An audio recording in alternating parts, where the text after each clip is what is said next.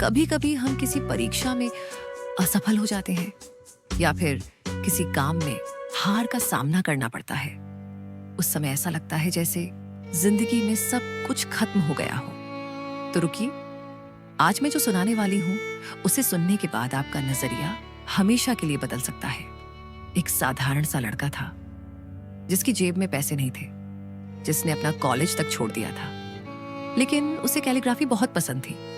उसने उस कला को सीखना शुरू किया, दिन रात मेहनत की और उसी हुनर के दम पर उसने दुनिया का पहला खूबसूरत टाइपोग्राफी वाला कंप्यूटर बना दिया। आगे चलकर उसने उसे एक बड़ी कंपनी का रूप दे दिया, लेकिन किस्मत ने एक और परीक्षा ली। उसे उसकी अपनी ही कंपनी से निकाल दिया गया। जरा सोचिए, अगर ऐसी घटना आपके साथ हो जाए तो आप पर क्या बीतेगी।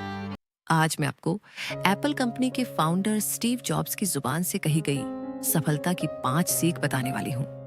उम्मीद है आप इन्हें अपने जीवन में उतारेंगे और अपने सपनों को सच करेंगे। पहली सीख, सफलता कोई सीधी रेखा या ग्राफ नहीं होती। सफलता एक सीढ़ी की तरह होती है जिस पर चढ़ने वाला इंसान कभी गिरता है, कभी संभलता है और फिर खुद ही उठकर उसी सीढ़ी पर आगे बढ़ता है। याद रखिए, गिरना असफलता नहीं है, गिरकर न उठना असफलता है। दूसरी सीख, जो काम आप कर रहे हैं, अगर उसमें आपको खुद पर भरोसा है, अगर आपको अपने प्रयास पर विश्वास है, तो वही काम एक दिन आपको ऐसी जीत दिला सकता है जिसकी आपने कल्पना भी नहीं की होगी।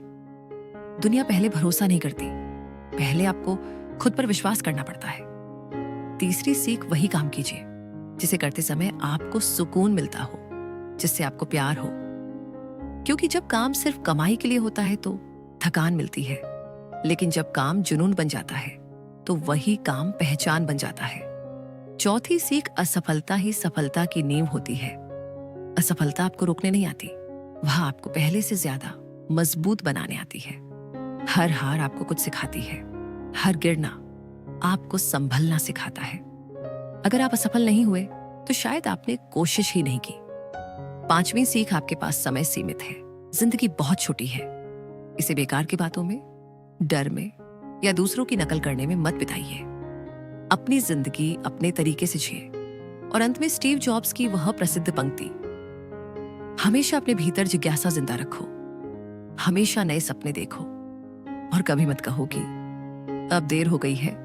क्योंकि इतिहास बदलने वाले लोग हमेशा थोड़ा अलग दिखते हैं, थोड़ा पागल भी, लेकिन वही लोग दुनिया बदलते हैं।